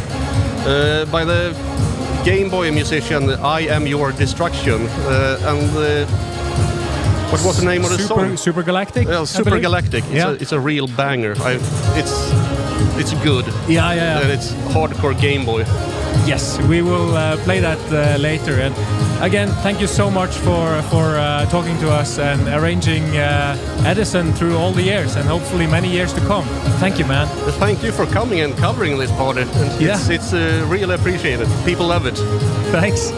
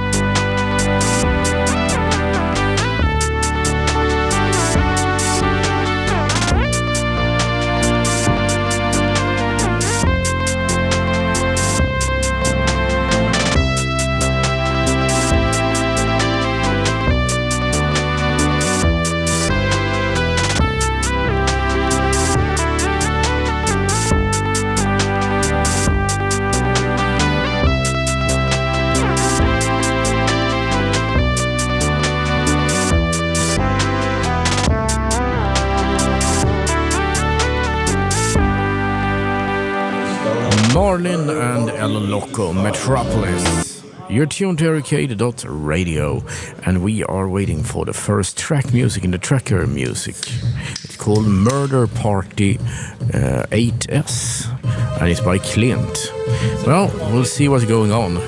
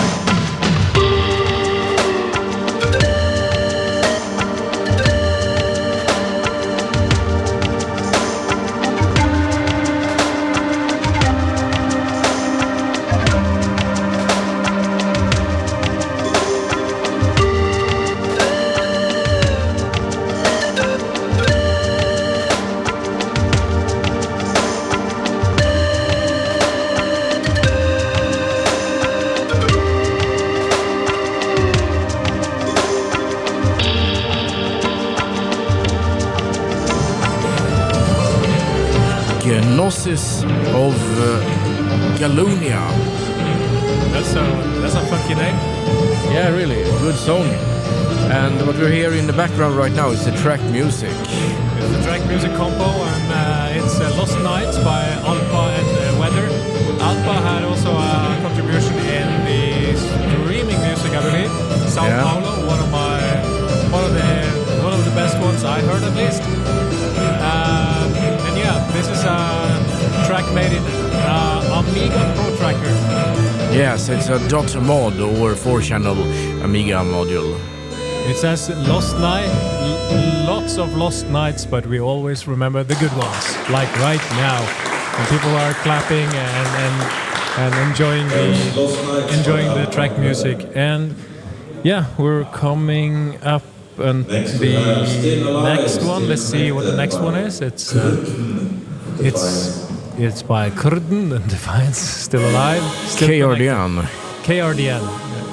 Which still alive, still connected. And all these songs will appear on Ericade radio later, will it?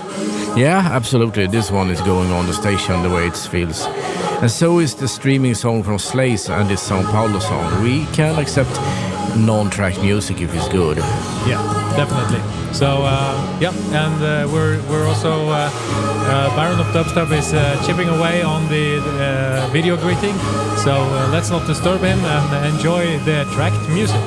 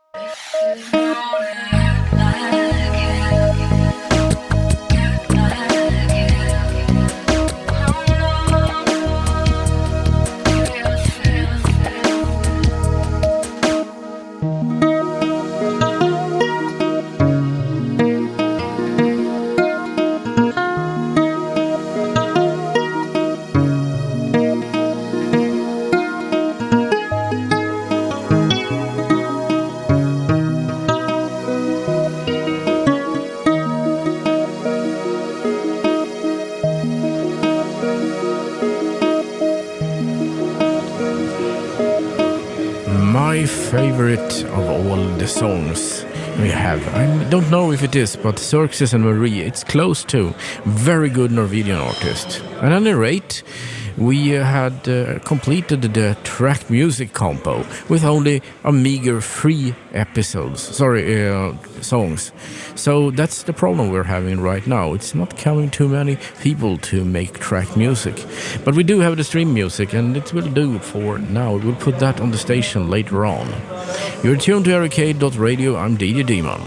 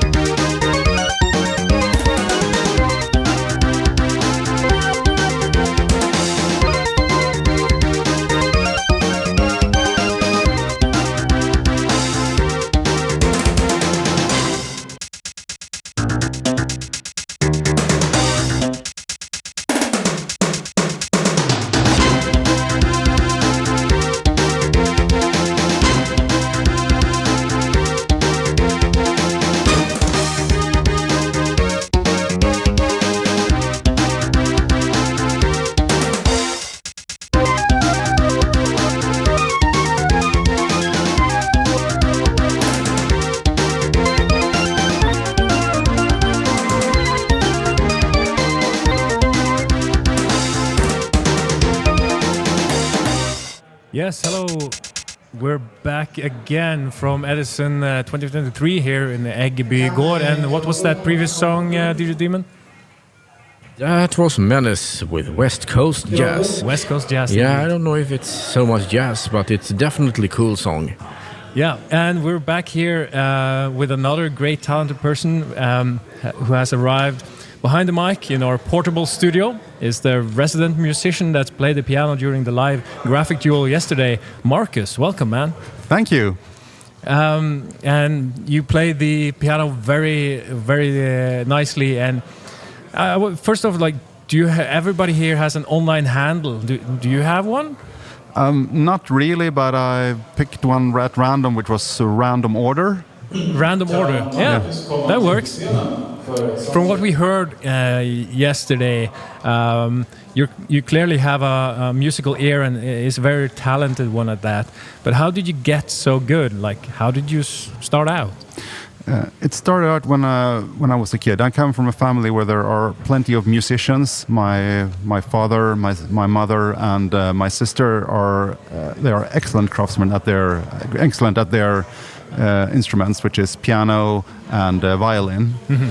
And so I grew up with a grand piano, and there are plenty of other musicians among my relatives too. So it's something we do in the family. Right. And at first I didn't start with formal training. Instead I was listening to others and copying them, and I was playing video games, and it was quite easy to pick up these songs because Nintendo and especially ZX Spectrum, they didn't have a lot of sound channels, so it was very easy to pick up the songs for me because they only had like 5 channels on the NES. Yes. And that made it much easier.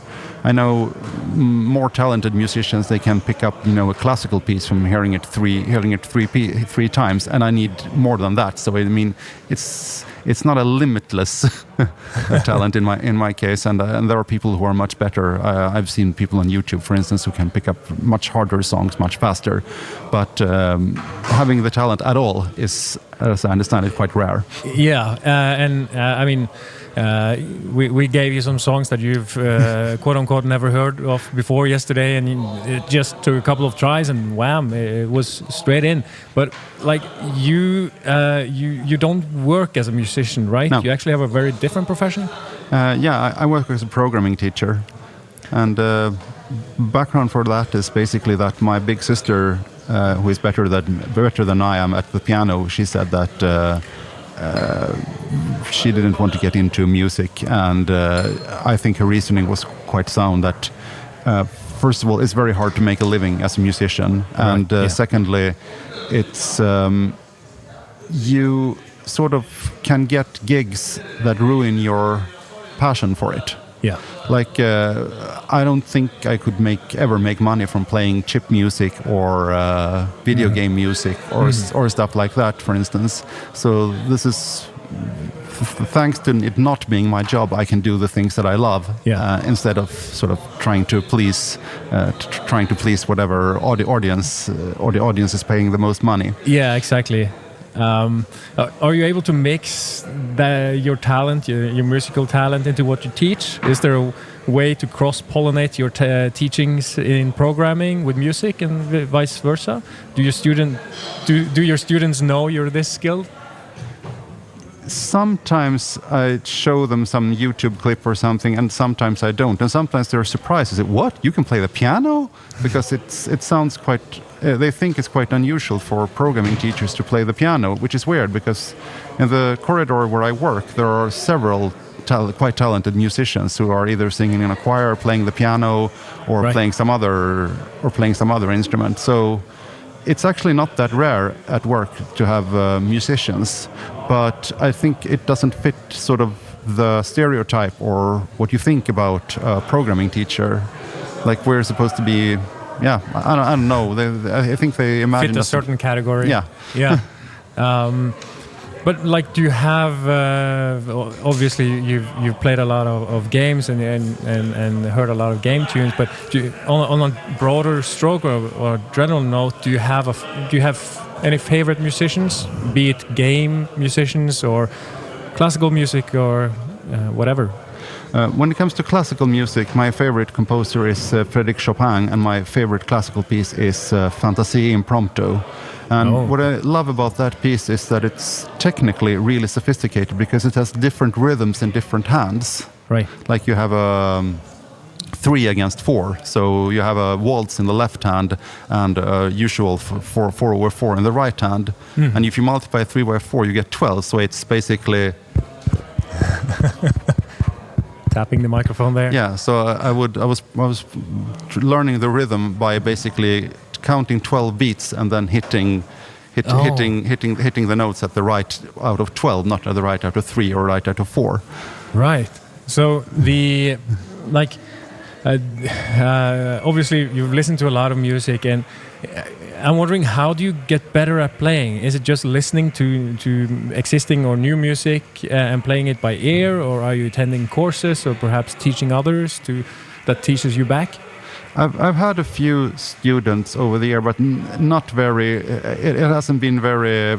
It's been sort of on and off, and none of them have stayed very long. So I don't teach that much. It's more like now I want to get better at music, so I should practice jazz or classical music to get sort of better at music theory and better at understanding what's actually going on. But then for particular pieces, it's just play it over and over and over and over again and listen.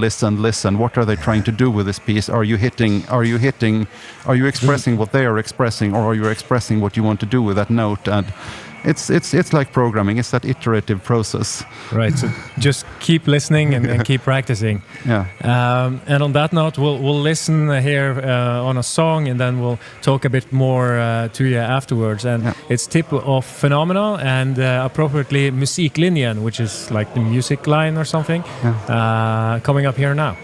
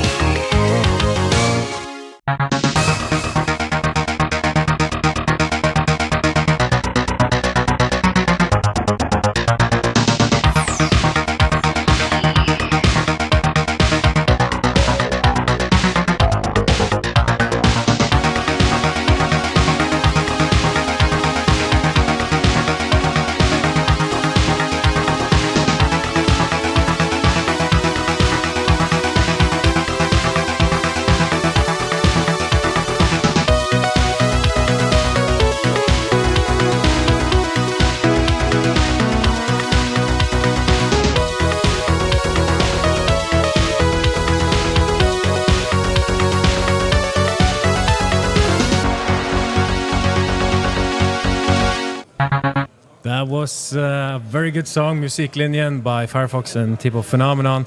And we're here with Marcus live from Edison 2023 at Eggebygård, close to Stockholm, where the theme is Under the Sea.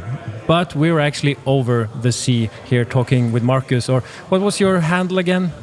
Random order. Random order. I'll write it down here so I don't forget. Yeah, we were talking about a bit about the game music before Musiklinjen, and of course you play a lot of game music that we've heard yesterday. There was Castlevania, Legend of Zelda, Super Mario, Ice Climbers, Turrican, and a lot of others. It's safe to say that you love games, but what are some of your favorite ones? We would have to go back a long time, but let's say if we take the 60s, there is only one game that I know of, and that is Space War. Space War. It was made at the MIT Computer Lab, the computer club at MIT, and I think it has influenced many of the games that I like later. So I only played it a few times with other people. So Space War is basically two spaceships are trying to rotate around and shoot each other. Right. And that must have been the first one, but that was sort of couch PvP. Yeah. Yeah, there in the background here it says coming up the new school graphics. But you talked about Space War in the 60s. In the 70s, we could go on. Yeah, we'll just turn up the headphones a bit here so you can hear us. But yeah, you said in the 70s there were what? In the 70s, obviously Space Invaders. But I have to say that Asteroids is the one that stands out as one that I particularly like, and I particularly like it from an original arcade machine. Asteroids, that's a classic one. And then in the 80s, well, of course, in 1980 particular, we had Pac-Man, of course. Yeah. And somewhere around that time, we had Tempest, and some other ones. That's a great one. And 1982, pretty unusual one is Attic Attack, which was pretty much a arcadey Zelda style before Zelda became a thing. Yeah. I really like that one. And then somewhere around 1995, I think, Super Mario Bros. Was released, and that was, when it came out, it was probably better than many of the games that had come before it and after. And 1986 we had one of those sort of, now we're completely sort of completely just killing every game that came before it and after, and that was Zelda. And I mean 86 was a brilliant year because we got Zelda, we got Metroid, and we got Outrun in the arcades. Yeah. Then when we go on, let's see, I think there was some Prince of Persia late 80s too. Yes. And Brotherbound Software. Yeah. And then in the 90s we have, let's see, Turrican 2 is the one that I come up with first on the Amiga. On the Amiga, Pinball Dreams, Monkey Island, Secret of Monkey Island. I also played that one yesterday. Oh, cool. From LucasArts. Yeah. And we had some other... Donkey Kong Country was a really nice game. And of course Doom was amazing in 93. Then late 90s we had StarCraft, Quake 3 Arena. And in the noughties, I would say the one that stands out in the noughties for me is Shadow of the Colossus. Oh yeah, it's a game that, especially, and the music is amazing in that game. And Super Mario Galaxy as well, and both 1 and 2. And in Portal's ending tune is one of the funniest and most entertaining pieces of game music I've ever heard, I think. Yes, it's. And very in the good. teens we had. Let's see, I think it was 2010, but remind me if I'm wrong. When was Alan Wake released? Alan Wake was in 12-11 or so. 12-11, yeah, something like that. And and near the end of the teens we had Remedy again with Control this time. Yeah. And then we have what's it called now again? The Greek mythology one. Oh, Hades. Hades. Oh, Hades. Right. I was yeah. thinking about God of War, but yeah, but Hades. Yeah. Oh, God of War. I mean, I played it. It's an okay game. It's not exactly. It doesn't strike me as the way sort of Hades does. Yeah. No. Oh, I also remember now. Forgot one important from the 90s that I played a lot on the piano, and that is Snake, Rattle and Roll from Rare. Oh, that's a fantastic game. Yeah. And yeah, I think that's most of my favorite games. Maybe I missed a few, but that's a very high quality list right there. And like if we run back to the 70s and 80s, what kind of gaming consoles did you have back then? Well, so when I was growing up, I had a ZX Spectrum and Nintendo Entertainment System, the 8-bit one. Right. And switched that to an Amiga 500, which I switched to an Amiga 1200, and then I switched to PC and Mac for the rest of my life. Then my brother had an Atari, and a friend had a Commodore 64, and another friend had a Super Nintendo Entertainment System. So I've had sort of access to most of this. Yeah, and could listen to a lot of the songs on that system. Yeah. We'll have one more segment here talking a little bit about how you got involved in the demo scene and Edison, but we'll play a little tune first. That's Maze with Desperate Dreams.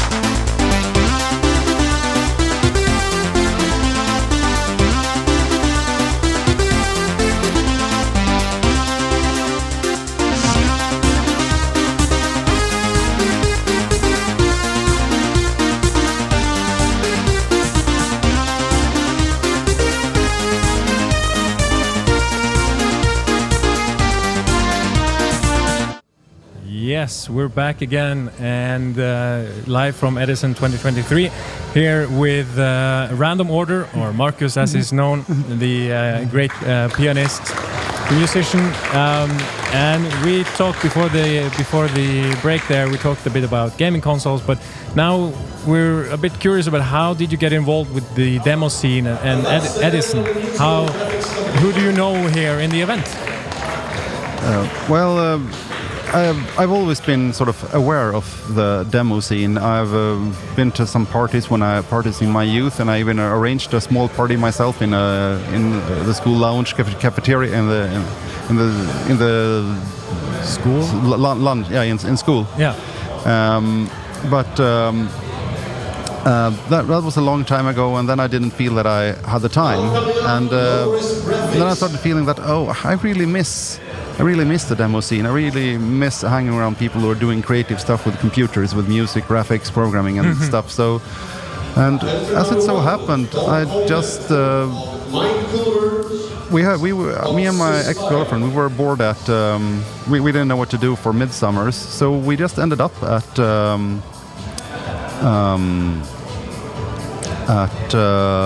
the people who arranged this party. We just ended up at their home because I happened to know. Let's see. Weyland? Yeah, no, not Weyland at that point. I just knew Weyland's wife.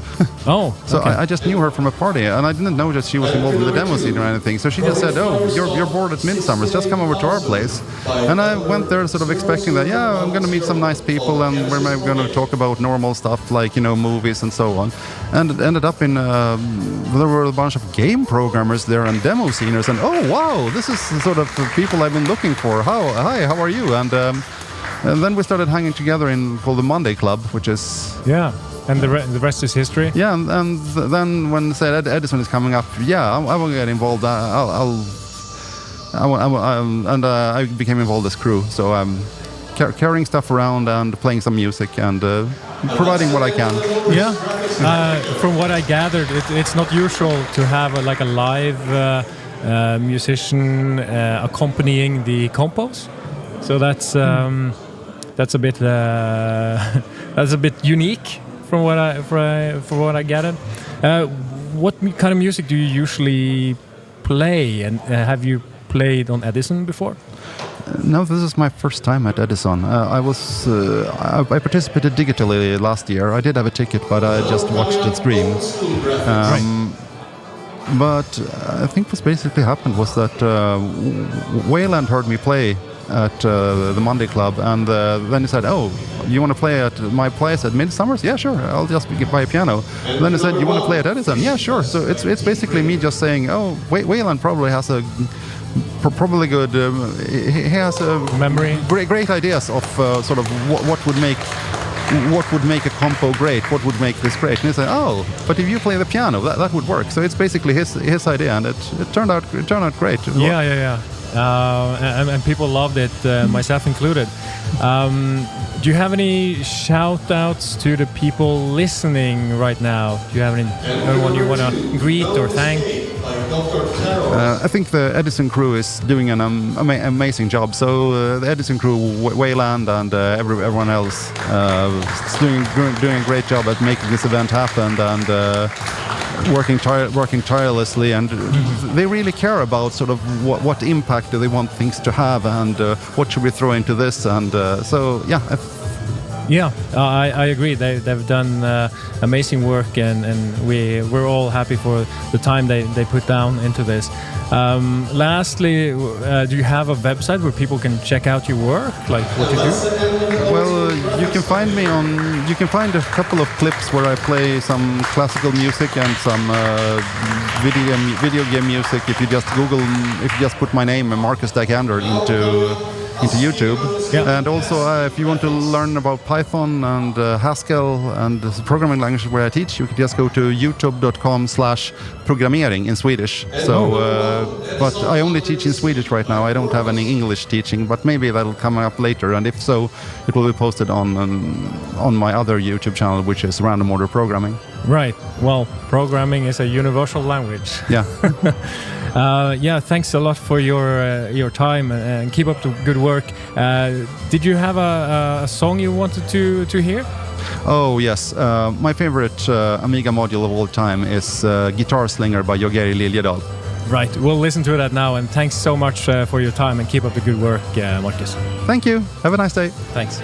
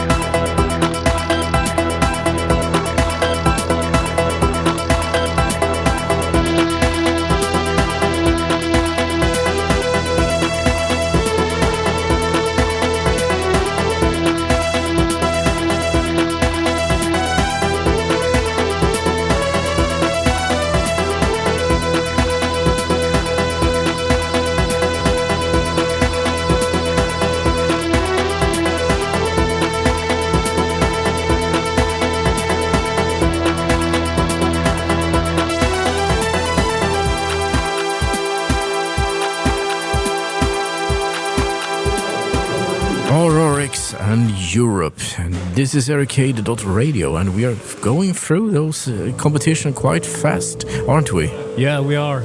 We've been through a bit of ANSI, old school graphics, new school graphics, and it was animations previously, and now we're in the photo compo.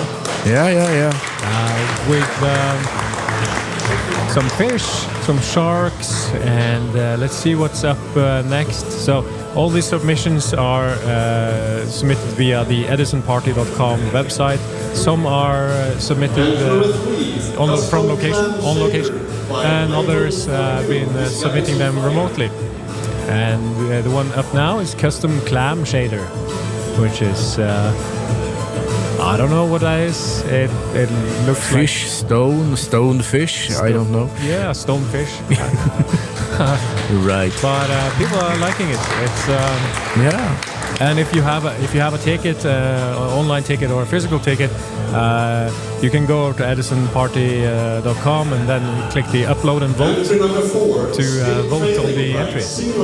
I don't think you can upload anything. I think the time is over. That's closed, but the link says upload and vote. So yeah, go there and vote with your ticket. Okay.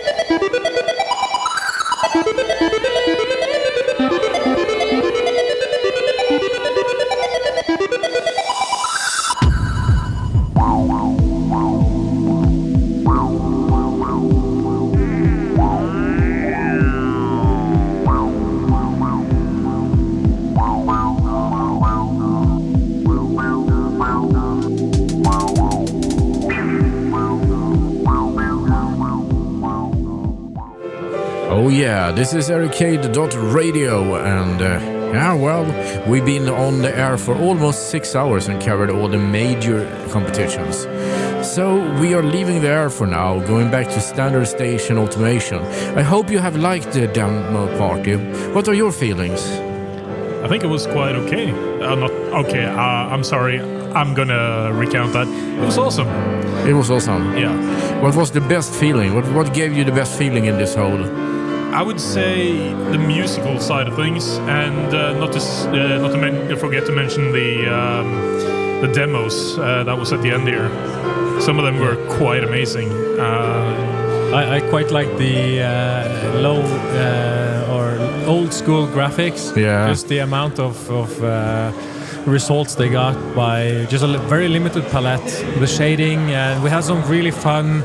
It was what was it, Griselda from Disney, and there was some submarines, and pirate ships and treasure and all that kind of stuff. I love when they draw the palette so that it kind of scrolls from up to down. So it's kind of like a Swedish word gobeläng and a panorama, drape or something. It's a graphic drape, and you just see how you zoom down there, and you see also the Beatles' Yellow Submarine in 2 different entries, yeah, and I absolutely love that. I'm a huge Beatles fan.